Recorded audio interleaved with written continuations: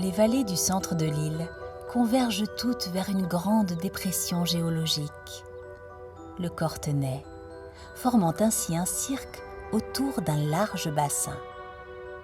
Adossés au relief, les villages de la région bénéficient d'une vue exceptionnelle sur la contrée, ce qui offre une belle protection naturelle face aux éventuelles armées ennemies. Et c'est sans doute cette situation qui a très tôt attiré les hommes dans ce territoire reculé.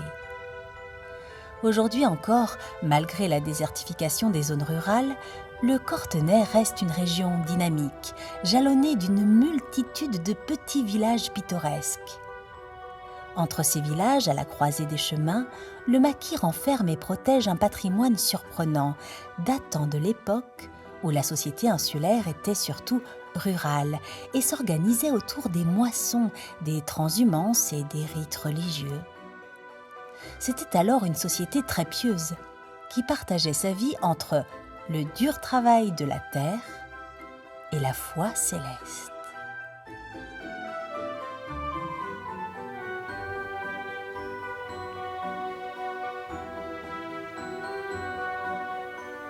Ils sont vraiment magnifiques, ces fresques. Una bellezza. Tu te rends compte que ce sont les frères franciscains qui les ont réalisés à la fin du XIVe siècle, début du XVe siècle, à l'époque où l'art gothique avait atteint son apogée dans toute l'Europe. C'est vrai que l'art gothique en Europe était assez bien représenté. Par contre, en Corse, il était très peu représenté, voire totalement inexistant. Et oui, parce que la Corse, à cette époque, elle était assez pauvre. Tu avais en plus les guerres et la piraterie qui avaient mis à mal l'économie insulaire, d'autant plus que la seigneurie locale, elle était complètement abattue par la République de Gênes et les populations, elles étaient pauvres. Et pour construire des églises, il fallait des deniers. Donc la Corse en manquait, population désargentée. Donc ils ont utilisé les chapelles romanes, tant bien que mal, comme lieu de culte, d'autant plus aussi que la population a commencé à se détourner de la religion. Justement, c'est pour ça les moines franciscains en étaient bien conscients et c'est pour ça qu'ils partaient battre la campagne pour prêcher et essayer un peu de rassembler les brebis égarées. Et toutes ces fresques, en fait, remplacent les vitraux des édifices gothiques des régions qui sont beaucoup plus riches. Et, ouais. Et là, tu vois, ils sont quand même bien exécutés. Hein. Ouais. Il y a de l'idée. Travail assez surprenant. C'est un peu comme les tableaux que tu as dans les églises à l'époque baroque. Enfin, sauf que les tableaux sont commandés auprès de peintres. Alors si le peintre était célèbre, ça pouvait coûter très très cher. Alors que là, c'est vraiment le travail des moines eux-mêmes qui étaient entièrement voués à leur cause. Les moines. Les moines franciscains, ils avaient un mode de vie vraiment très pieux, tu sais. Ils parcouraient la campagne à pied. Et ils vivaient selon les principes de saint François d'Assise, en suivant des principes prônés par l'amour du Christ. Et c'est vrai qu'à cette époque-là, les populations souffraient des guerres, des famines et aussi des maladies. Et du coup, ces moines représentaient en fait un lien social qui était très important à l'époque. C'est vrai. Les moines, ils avaient quand même du courage. Hein. Déjà, il fallait quitter leur pays, souvent c'était l'Italie, pour parcourir pas mal de lieux, traverser les mers pour aller sur les îles comme la Corse, pour aller prêcher la bonne parole. En même temps, quand ils arrivaient ici, ils étaient toujours bien accueillis. Ils allaient dans des monastères, ils étaient bien logés, bien nourris. Et tu sais, je vais te dire une chose. Pour réaliser ce genre de fresque, il faut avoir le ventre plein. Et eux, ils faisaient des festins, de bonnes ripailles. Et là, ils étaient concentrés, ils avaient de l'inspiration, ils avaient de l'idée. Parce que si tu as faim, tu ne peux pas faire ça. Hein. Je pense pas que ça ait quelque chose à voir avec la faim. Regarde, dans tous les cas, il n'y a pas vraiment une grande liberté d'expression, parce que c'est toujours le même schéma. Oui. De chapelle après chapelle, tu retrouves toujours la même chose, les mêmes scènes. En fait, il ne faut pas voir ça comme un tableau, mais plutôt comme une sorte de bande dessinée, tu vois, qui illustrerait les discours des prêtres. Oui. Bon, en tous les cas, c'était les mêmes équipes de travail. Hein. Ils avaient tous le même coup de pinceau. Et oui. Regarde, c'est vrai que les personnages, ils sont figés, mais là, il y a quand même de l'émotion dans le traitement. Tu vois, un trait assez souple. Tu vois. Et les visages sont bien exécutés. Ça, c'était sûrement l'œuvre d'un artiste peintre, un moine artiste. Les fratelli italiani, a fresco. Si. fratelli sto parlare. C'est vrai que les personnages de cette petite chapelle de Sermano sont particulièrement expressifs. Le moine qui les a réalisés possédait un véritable talent et probablement une longue expérience de la fresque. Les compositions sont très classiques, comme l'a souligné Karine, mais elles délivrent un message très codifié que l'on retrouve de chapelle en chapelle, un message d'amour et de lumière à la gloire du Père éternel. Comme l'a évoqué Paul, la vie de ces villageois était jadis difficile, car le Cortenay est une région isolée, montagneuse, avec des sols à faible rendement. Pour se nourrir, les populations disposaient toutefois d'un arbre fantastique, le châtaignier, surnommé durant des siècles l'arbre à pain, car les châtaignes constituaient la base de l'alimentation. Cet arbre, jadis omniprésent dans la région, était bien plus qu'une source alimentaire. Il était le compagnon des hommes, fournissant la matière première pour bien des constructions.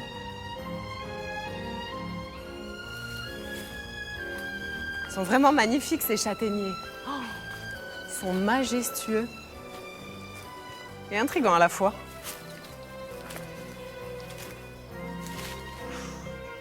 On dirait presque qu'ils sont animés. Ouais.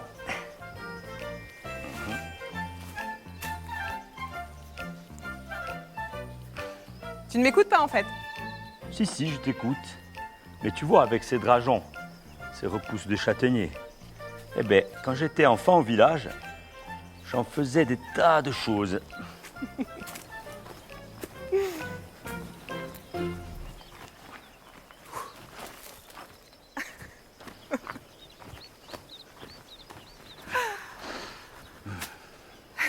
Bon alors si tu comptes faire un bâton de marche avec ça, je t'arrête tout de suite. C'est beaucoup trop gros et lourd. Et j'en fais pas un bâton de marche. Enfin, tu pourras l'utiliser si tu veux.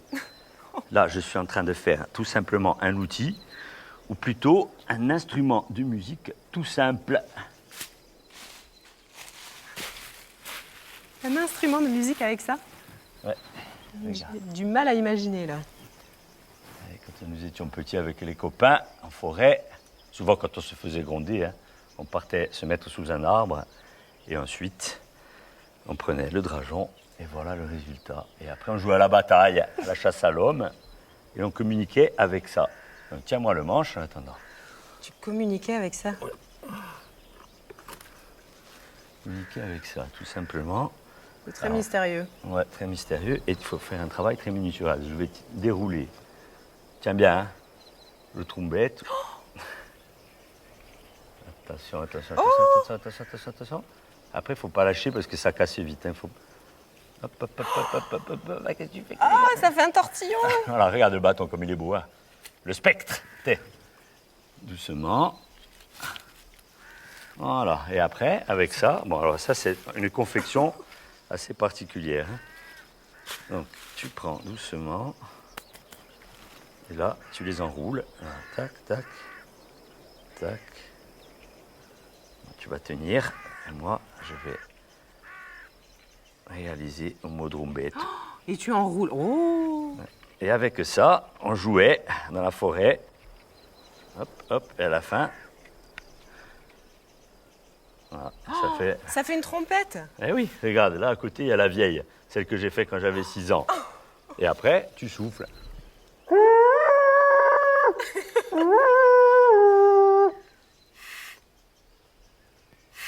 Elle est vieille, ça. Attends, les copains vont me répondre. Bah, Bon. Elle marche pas celle-là. Oui, mais si tu sais pas t'en servir, Ah, un peu. tu pouvais l'utiliser à d'autres fins. Quand tu n'étais pas convié aux fêtes de village, eh ben, tu pouvais te déguiser. Et oui, tu mettais ça comme ça et tu allais charmer le village. Ah, c'est pas mal. Je vois pas qui tu pouvais charmer avec ça, mais bon. Ouais, ça plaisait à certaines. Hein. C'est joli, hein? Bon, après, il faut faire la fermeture. Hein. Et tu sais que même les bergers utilisaient le trombette. Pour appeler les animaux? Ah ouais.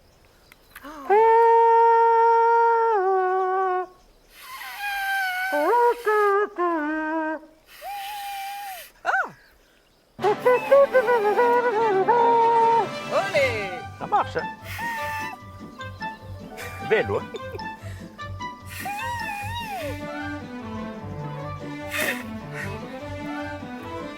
Très original comme instrument de musique. J'avais jamais vu.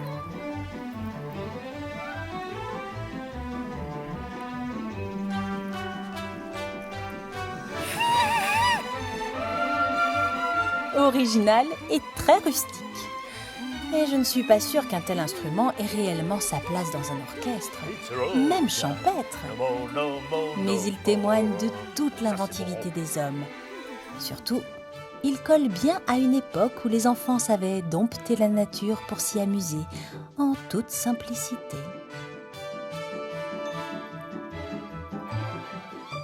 En continuant son chemin vers le sommet du Monte Maggiore, on découvre une zone de replat couverte de prairies naturelles, autour de zones humides temporaires.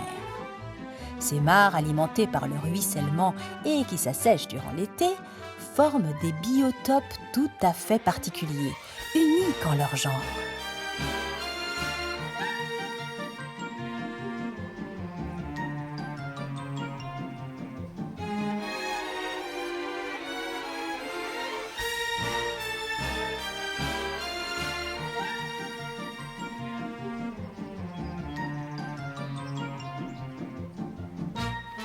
Comme ils sont beaux ces églantiers. Regarde celui-ci, il est énorme. De magnifiques bouquets de roses. Et en plus de couleur blanche, j'adore. Et là, rose, ah, c'est formidable. Et c'est quand même incroyable de voir des fleurs aussi délicates de partout dans la montagne. Et oui, parce qu'ici, il y en a pas mal, à Rosula canina, comme on appelle chez nous, dans la montagne. Il reste même des fruits accrochés.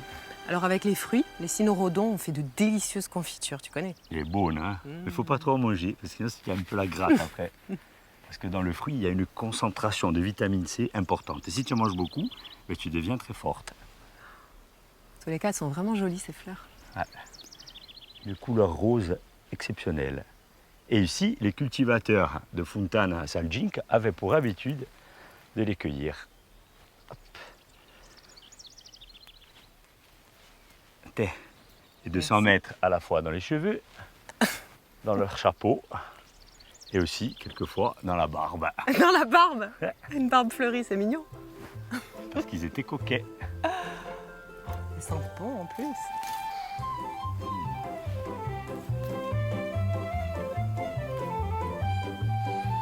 Regarde.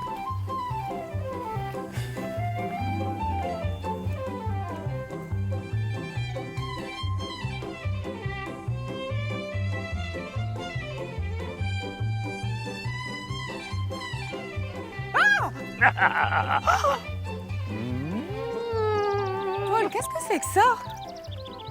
C'est impressionnant, hein? Oh. Oh. On est en plein film d'horreur, tu veux dire? C'est tout rigide.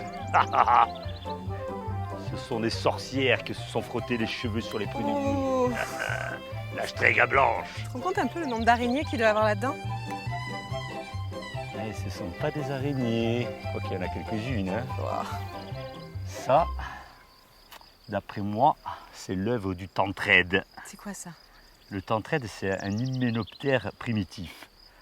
On appelle ça la fausse chenille, mais c'est pas vraiment une chenille. Ah. Eh, j'en vois là, mille. Il y en a partout. Oh, mais elles sont en train de dévorer ce joli arbuste. Et là, elles l'ont déjà bien attaqué. Et ensuite, elles vont faire alors, leur enveloppe qui est très rigide, hein, même quand il pleut, ça tient. Hein. Et à l'intérieur, elles vont faire leur sorte de cocon. Et de là va naître un insecte ailé, mi-papillon, mi-mouche. Oh. Ou d'entraide. Ouais, c'est trop fort la nature. Hein. Ça fait trop bizarre, oui. C'est vraiment terrible cette chose-là.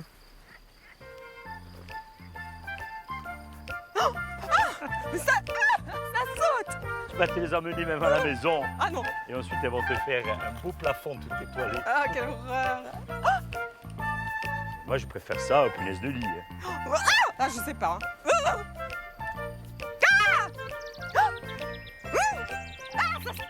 Ça pique! Ah, ça saute! Oh, il y en a plein là! C'est bien vrai que la nature est un peu folle. Elle invente des espèces incroyables qui ensuite s'adaptent et remodèlent l'environnement, créant des structures spectaculaires comme ces immenses toiles qui enveloppent les arbustes de ce plateau. En réalité, la tentraide tient plus de la guêpe que du papillon, même si elle ne pique pas. Et ces larves font partie des ravageurs, dépouillant ces pauvres arbustes de toutes leurs feuilles. Dans ce beau maquis sauvage, la lutte à la survie est toujours féroce. Mais quelle étrange approche, Paul! Aurais-tu aperçu quelques espèces craintives, quelques précieuses raretés qu'il ne te faut point effrayer?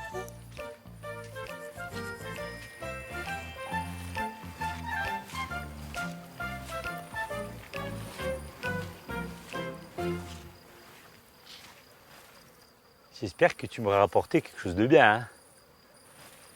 Et oui, j'ai trouvé quelque chose de formidable.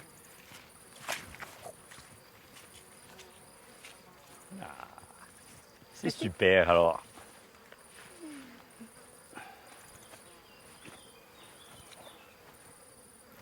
Tadam! Voyons. Oh, J'adore faire ça. c'est pas drôle du tout. Et si? Moi, j'aime pas du tout. Je le savais. En attendant, j'ai trouvé des belles plantes. Ah, la menthe. Une des variétés de menthe aquatica qui pousse sur les berges et aussi un petit peu dans la mare. Elles sont bonnes. Ah ouais, j'adore. Quel parfum. Et après, j'ai trouvé la belle renoncule jaune que tu peux voir sur le pourtour de la mare. Regarde, tous ces tapis de couleur jaune là. C'est très joli avec le vert. Ils sont magnifiques, avec 5 pétales. Elles sont magnifiques. Ça ressemble à un bouton d'or. Ah ouais, la renoncule, c'est le bouton d'or. Ah. Après, j'ai trouvé des joncs, la famille des carex aussi, que tu peux trouver au centre de la mare. Hein, tu vois, il y en a quelques-uns quand même. Hein.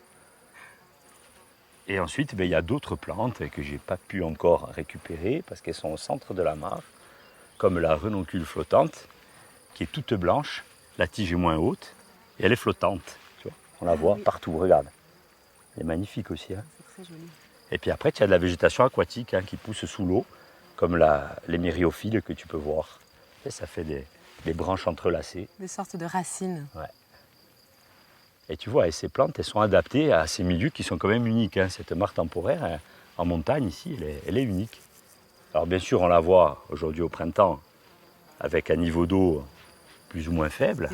Mais par contre, en hiver, quand il pleut beaucoup, la mare, elle se remplit, elle déborde. Et l'été, des fois, elle est toute sèche. Et les plantes s'adaptent alors à ces conditions climatiques. Ouais. Conditions de vie assez importantes, assez rudes. Hein. On peut dire qu'elle n'a pas de stress, hein, malgré tout ça. Un coup, elle est inondée, un coup, il n'y a pas d'eau. Ces jolies petites plantes. En tout cas, c'est vraiment un endroit merveilleux ici. Ah, ici, c'est un endroit de quiétude. Jenny. Et tu sais quoi, je vais faire le tour, aller prélever d'autres spécimens, et en même temps, je vais voir si dans cette mare, il n'y a pas la présence de l'Eunanthe globuleuse.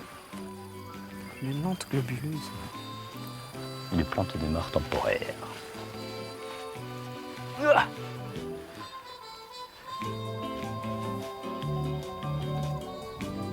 Tout un programme, mon cher Paul.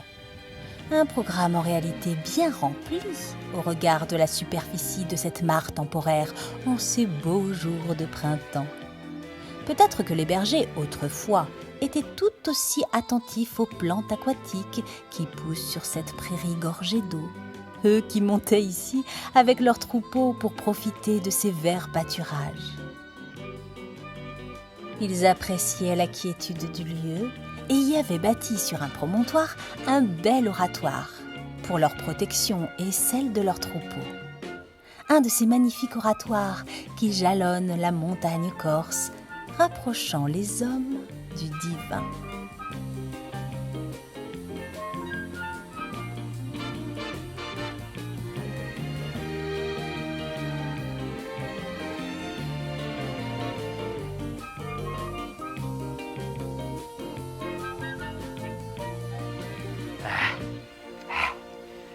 Tiens l'eau. Non, Hein? plus. Ah. Regarde là-bas, le rotonde, comme il est beau. C'est mon préféré. Ouais. Il est tout enneigé. De 1622 mètres, il est haut. Hein. Et j'aurais pu mettre le Montepiano Maio. Hein. Pourquoi pas aussi la Scoubiccia. Regarde, ça y est, on est arrivé. Le voilà, notre petit oratoire. Ah, Sant'Alesio. Ah. Ah. C'est joli, hein? Ouais.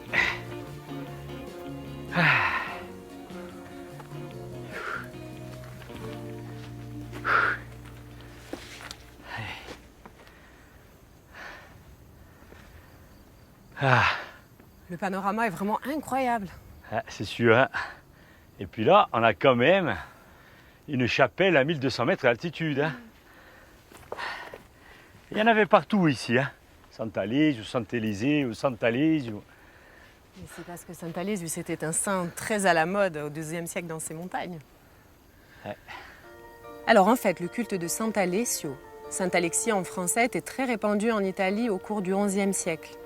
Et figure-toi que c'était un saint qui était très très important parce qu'il représente le riche aristocrate devenu mendiant pour l'amour de Dieu. Et c'est une très très belle histoire. Hein. En fait, il est très riche et il décide de tout laisser un jour. Il abandonne ses titres, ses biens, ses terres et il renonce même à son identité et il part. Pendant 17 ans, il est absent et un jour, il décide de revenir à Rome, donc sa ville natale. Et il s'installe dans la rue, pas très loin du palais de ses riches parents.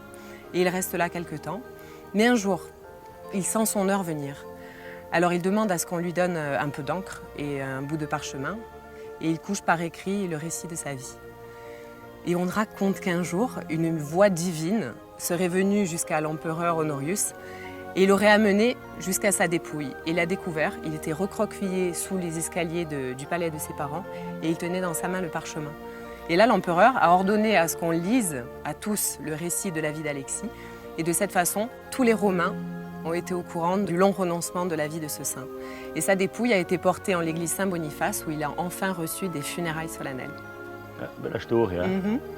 Et ouais, et là, il y a quand même une petite chapelle qui est dédiée à ce saint. Il ne faut pas l'oublier. Ouais, t'imagines un peu, ça prouve vraiment la ferveur des gens qui vivaient ici. Hein. Ici, c'était un peuple de cultivateurs. Et bien sûr, les chapelles ne sont pas tombées du ciel comme ça. Hein. Il a fallu les construire. Et bien entendu, cette chapelle, elle est à la croisée des chemins. Hein. On se trouve ici entre Sermano, Santa Lucia di Mercurio, Castellare di Mercurio et aussi Ruggio. Bien entendu, on les trouve souvent ou sur des promontoires ou sur des cols, parce que c'est là que convergeaient les populations. Et c'est vrai qu'en montagne, souvent, c'est semé d'embûches. Et donc, quand on est seul avec les bêtes ou avec ses céréales, on a besoin de protection divine, de protection supérieure. Et on vient ici pour prier. Et c'était des gens qui étaient assez superstitieux à l'époque, donc il fallait bien ça pour se protéger d'ondes négatives. Et comme moi, je ne suis pas trop superstitieux. Mais j'ai toujours avec moi ma pierre de naissance, soit en bracelet, une petite perle, ou soit tout simplement dans ma poche. J'ai ma petite tourmaline noire que je porte régulièrement, souvent même avec moi. Toi, pas superstitieux. Alors ça se discute. Et pourquoi la tourmaline ? Déjà, c'est ma pierre de naissance. Et en plus, c'est une pierre de protection contre les ondes négatives. En fait, si tu la portes dans ta poche, c'est comme si tu as un halo de protection. Et tu ne crains plus rien, une forteresse contre le monde négatif. En même temps, elle te remet tous tes chakras en harmonie. Et puis, il ne faut pas l'oublier parce que moi, elle me protège beaucoup. Enfin, Paul, range ta tourmaline, on n'a pas besoin de ce genre de protection. Regarde un peu où nous sommes. On va demander la protection à Saint Alesio, comme l'ont fait tous les gens d'ici auparavant. Et on va profiter de ce magnifique coucher de soleil.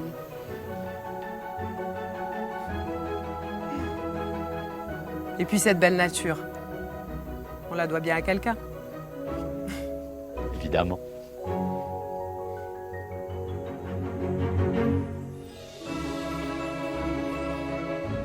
C'est vrai qu'il en fallait de la foi pour gravir ces montagnes et bâtir ces lieux de culte au plus près des cieux. C'était une belle manière de rendre hommage au Créateur de toutes choses, mais aussi de se sentir appartenir à la même communauté des hommes et de vivre ensemble des moments inoubliables. Un peu comme vous, mes amis.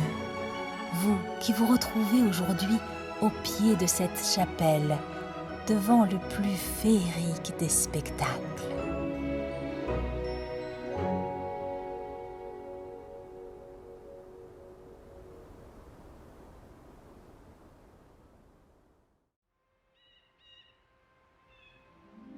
À l'exception de la grande dépression centrale autour de Corté, le centre de l'île est une zone très montagneuse, faite de massifs abrupts et de gorges étroites et sinueuses. C'est une région peu propice aux cultures, longtemps considérée comme la plus reculée et la plus sauvage de l'île. Il faut dire qu'avant la seconde moitié du XIXe siècle et la construction de la route qui relie Corté à Vidzavone, puis celle du chemin de fer et du fameux pont Eiffel, achevé en 1892, la traversée de ces gorges était périlleuse. Il existait un chemin de muletier qui serpentait sur les pentes du massif, franchissait la rivière sur une petite passerelle en bois des plus sommaires, puis remontait à travers la forêt en zigzagant vers les cimes escarpées. Mais ce chemin était très dangereux, souvent coupé par les crues de la rivière.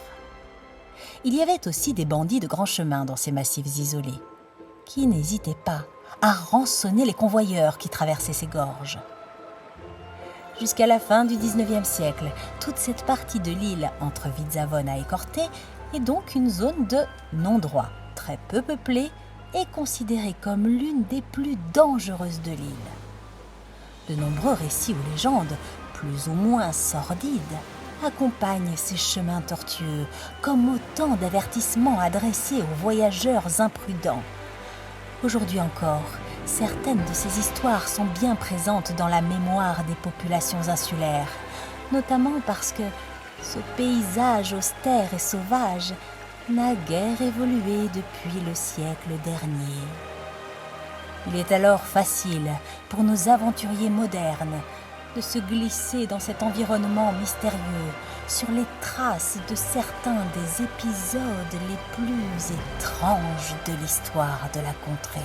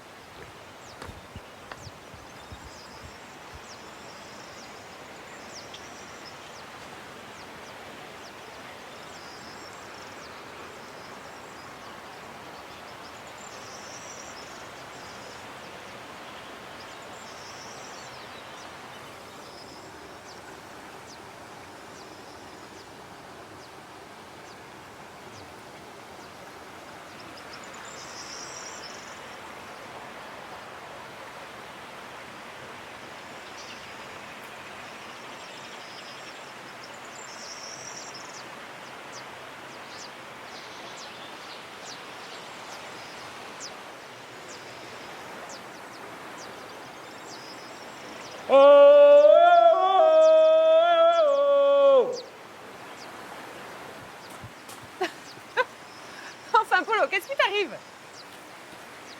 Je pense que c'est ici l'ancien gué. Un ancien gué? C'est beaucoup trop profond ici pour traverser. Mais figure-toi que le lit de la rivière s'est modifié avec le temps. Parce que là, il y a eu des pluies énormes et des crues qui ont tout emporté et ça a modifié le gué. Autrefois, on passait par là pour relier le village de Venaco à Vivario. Et aujourd'hui, pour passer, on est obligé de sauter de là-haut pour traverser. C'est pas très pratique, ça. Faut faire le saut de l'ange, là. Ouais. Les anciens appellent ce lieu le saut du sauvage. Le saut du sauvage. Parce que figure-toi qu'il y a 200 ans en arrière, en 1820, un paysan qui empruntait le sentier qui reliait le village de Venaco à Vivario a découvert par hasard, au bord de la rivière, des empreintes de pattes d'animal ou de pieds, avec des poils et des sortes de griffes longues de 15 cm.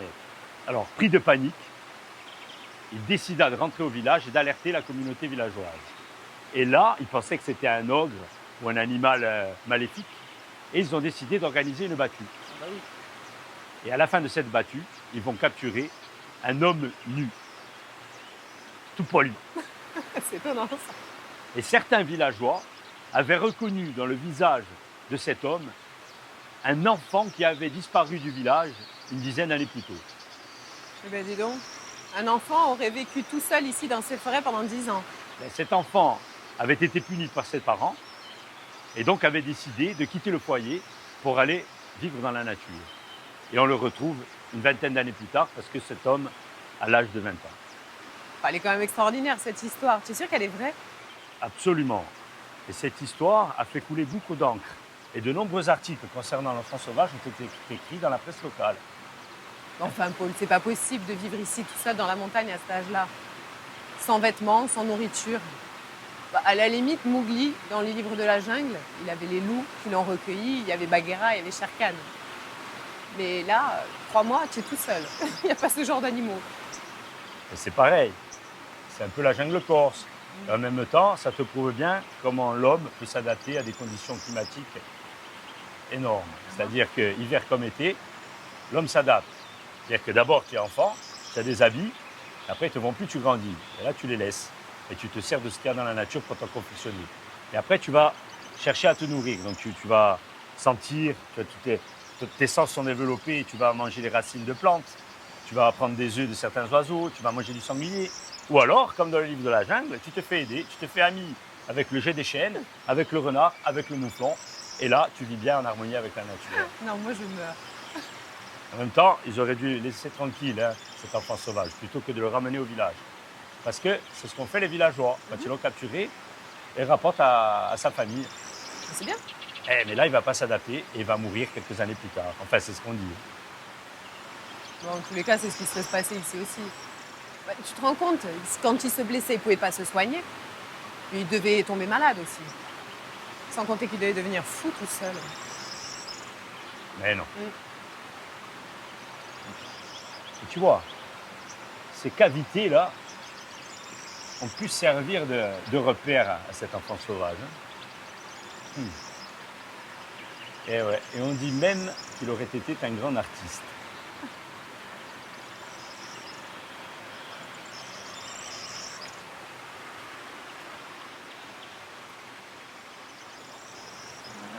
C'est marrant ces grottes. Hein. Ah, une belle cabane, là, une belle palissade, et on y est bien.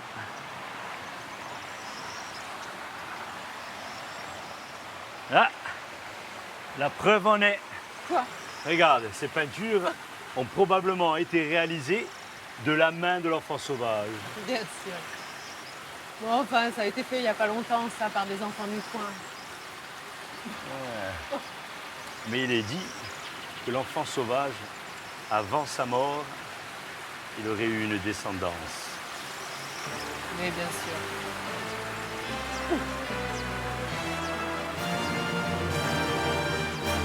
L'enfant sauvage.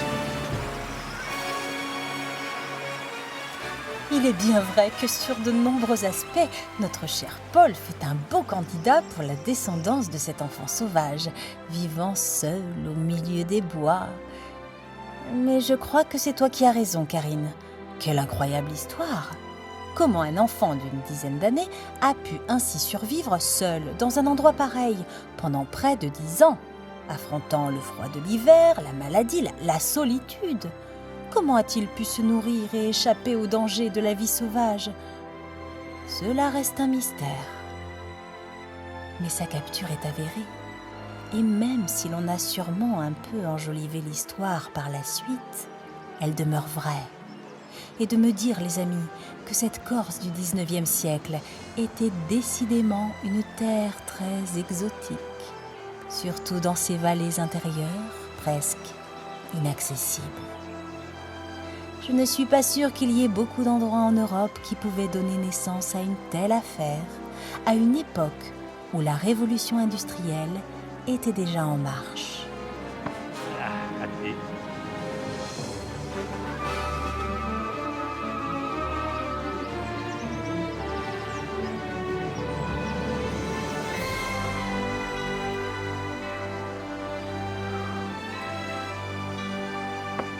Paul, à mon avis, il y a eu méprise. Hein? Le guet de l'enfant sauvage dont tu me parlais tout à l'heure, à mon avis, c'est ici. Tu vas pas encore remettre ça sur le tapis. Puis arrête de me chercher des plumes dans la tête. Enfin, regarde, c'est évident. On est à l'endroit où le canyon est le plus resserré, où il y a une grande profondeur. Ici, c'est vraiment l'endroit propice à la construction d'un gué. Puis en plus, regarde, il y a même les reliquats d'une cabane. Ça, c'est une contrefaçon. En même temps, je me demande pourquoi je t'ai raconté cette histoire d'enfant sauvage. Je ne sais pas ce qui m'a pris par la tête. Là. Tu ferais mieux de t'intéresser aux odonactes. Je m'y intéresse. Je m'y intéresse. Parce que la chasse aux libellules est quelque chose à prendre au sérieux. Ouais, si tu arrives à attraper des libellules comme ça, à la vitesse où elles vont, Lâche-les. Doucement, ma petite. Quelle bellezza. mais c'est pas l'impérator, ça. Chaque chose en son temps. Celle-ci, c'est une libellule de la famille des orthétromes. Parce qu'en Corse, tu as 45 espèces de libellules. Alors, tu as les orthétromes, les anax, les caloptéris, les sympétromes et bien d'autres encore. Hein. Elle lui fait pas mal. Ça lui fait pas mal. En plus, les libellules sont très importantes pour l'écosystème aquatique. Elles sont vraiment magnifiques. Elles sont fascinantes, ces libellules. Et là, elle a 2 paires d'ailes de chaque côté. Regarde, avec un corps, l'abdomen tout bleu, la queue avec les cercles. C'est magnifique. Et la tête toute noire. Elle est belle, hein? Ouais. C'est fascinant comme insecte. Hein? T'imagines qu'elle vit très peu de temps en tant qu'insecte adulte, insecte ailé. Quelques jours seulement. Et après l'accouplement, la reproduction, eh bien, les femelles vont pondre et vont mourir, ainsi que les mâles. D'ailleurs, tu parles de la reproduction. C'est quand même assez sportif, parce que j'en ai vu, elles sont accrochées par les fesses comme ça. C'est pas très pratique. Et oui, parce qu'il y a certaines espèces qui s'accouplent en vol. Ouais. D'autres préfèrent s'accoupler à terre, elles se posent sur un rocher ou sur une brindille, sur un petit arbuste, et elles se reproduisent.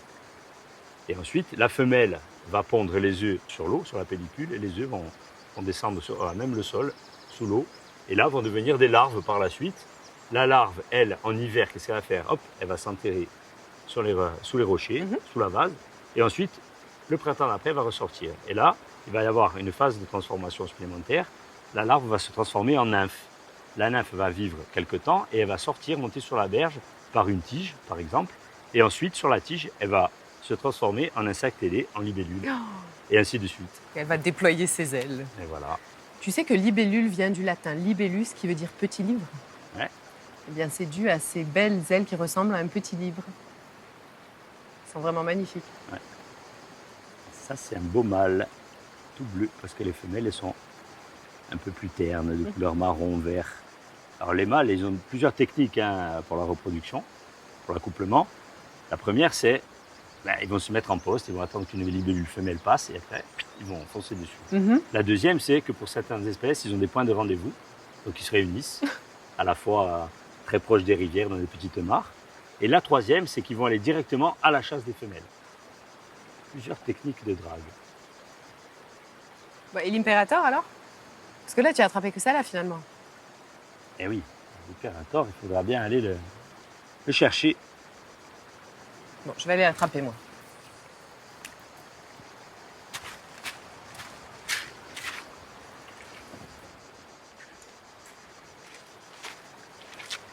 Montre comment on fait.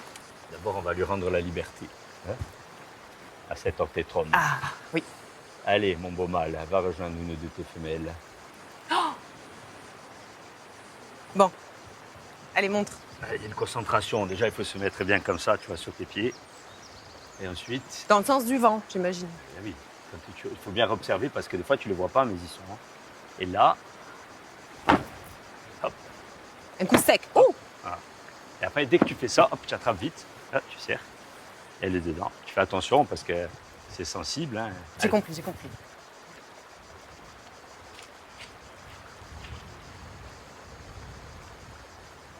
Et moi, en attendant, je me retrouve sans rien, quoi.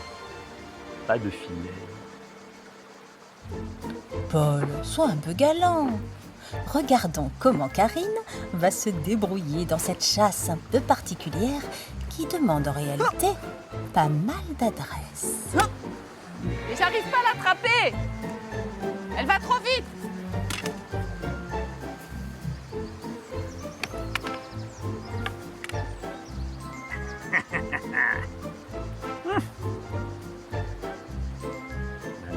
l'impérator se mérite. Petit coquin que tu es, tu n'en rates pas une. Si la rivière du Vecchio abrite quelques trésors, comme cette grande libellule impérator, les flancs du massif voisin possèdent eux aussi leurs secrets.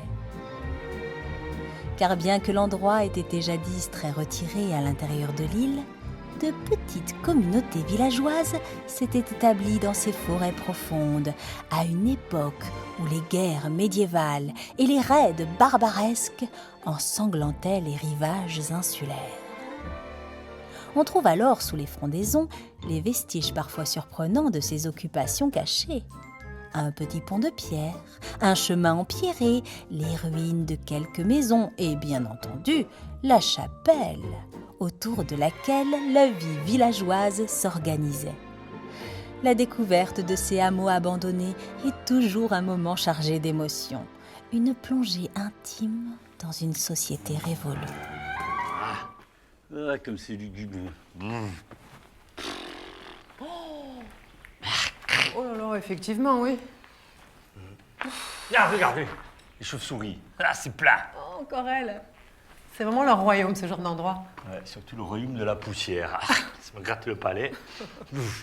À tes souhaits. Oh, moi, je me sens pas très bien, là. On risque rien. D'accord, mais même si on est dans une chapelle, et d'ailleurs celle-ci a la particularité d'être une des plus anciennes de Corse, je crois qu'elle a été construite au XIe voire XIIe siècle, et après c'est vidé de ses fidèles, tout comme le hameau d'Arc, qui se trouve à quelques kilomètres d'ici.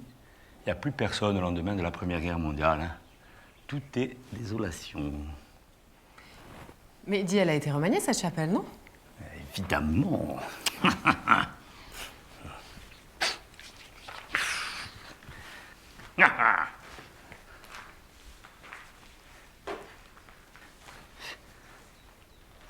C'est quand même très étrange, cette abside rectangulaire, tu trouves pas?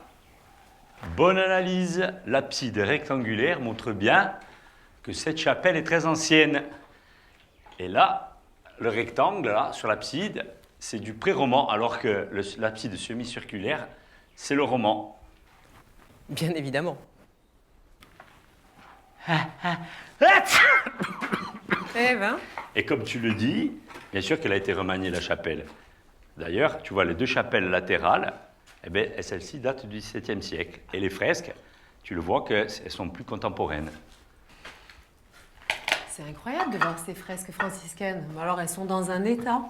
Ah ouais, hein. Je me souviens de celle de Sermano qui était magnifique, mais alors là, on a vraiment du mal à imaginer les scènes et même à reconnaître les personnages.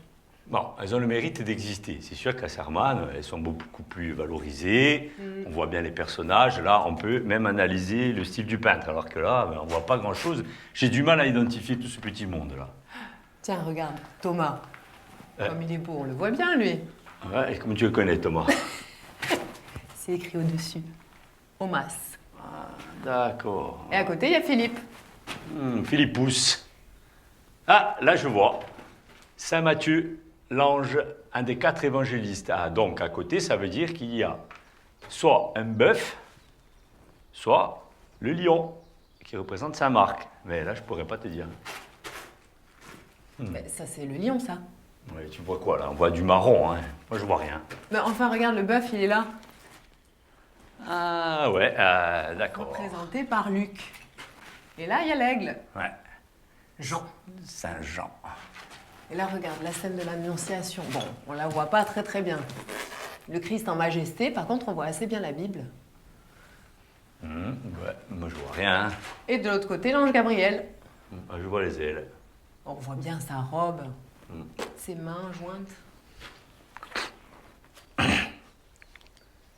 Et là, regarde, parmi les apôtres, on reconnaît bien Saint-Barthélemy. Là, je vois plus rien du tout. J'ai de la poussière plein les yeux.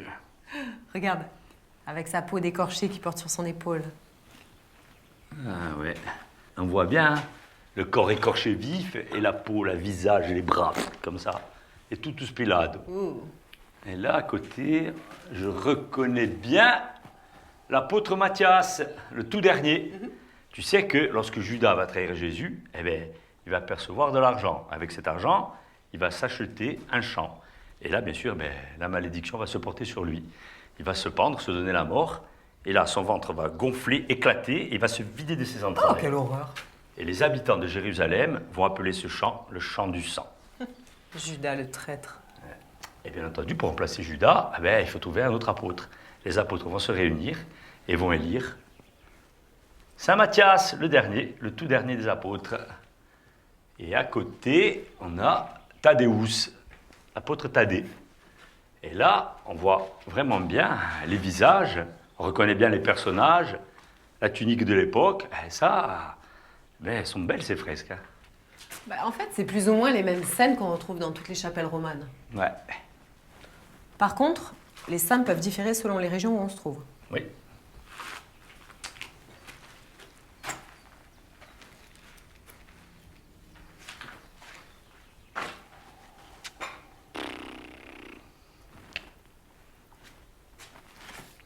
Là, il nous faudrait un plumeau pour dépoussiérer tout ça, Oui, au moins un plumeau. de l'achot pour couvrir tout l'intérieur de la nef, un pinceau, de la terre de Sienne, à fresco, et on retravaille tous les personnages et on recrée, on redynamise.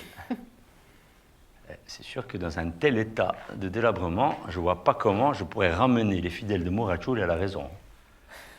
Il faudrait vraiment des passionnés. Ah. Ou alors des puristes. Enfin, en tous les cas, comme on dit, il faudrait vraiment qu'ils aient la foi. Salve Santa Barret. Tu vois, il n'y a même pas l'acoustique. Enixa puerpera regi, qui celum terranque regi, in segula segulorum. Ah, ça va plaire aux chauves-souris, hein.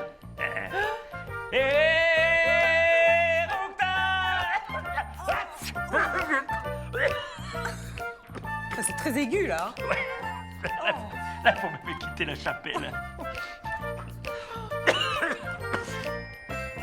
Piccio de travail. Enfin, Paul, tu pourras avoir un peu de respect pour ces petits rhinolophes, bien paisibles jusqu'à ton entrée tonitruante. La chapelle Santa Maria Assunta d'Arca est aujourd'hui leur sanctuaire. En parlant de sanctuaire, les amis, les cimes escarpées de ces massifs abritent-elles aussi des trésors émouvants appartenant à l'histoire de la région ?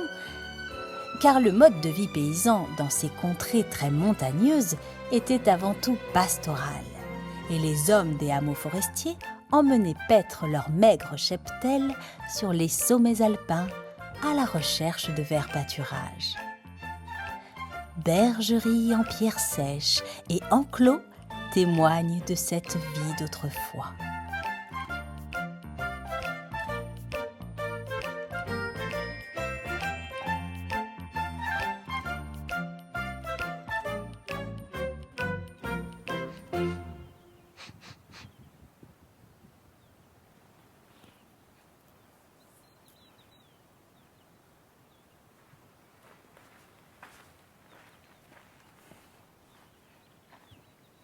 Alors, on n'est pas bien là? Une maison, un toit, et la nature rien que pour nous. C'est beau. Oh. Puis en plus, une vue imprenable sur tout le Vénaquais.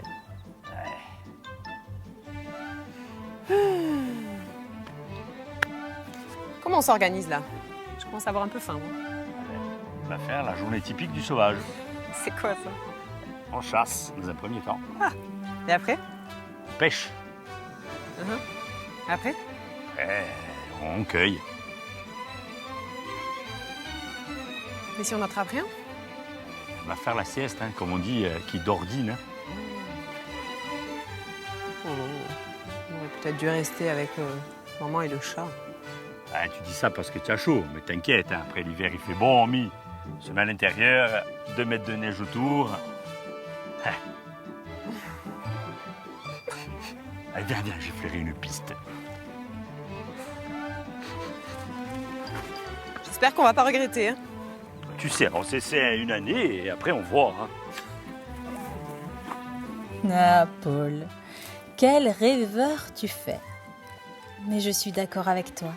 Le Vénaquais et toutes ces montagnes du centre corse forment un magnifique territoire naturel, assurément l'un des plus beaux de l'île.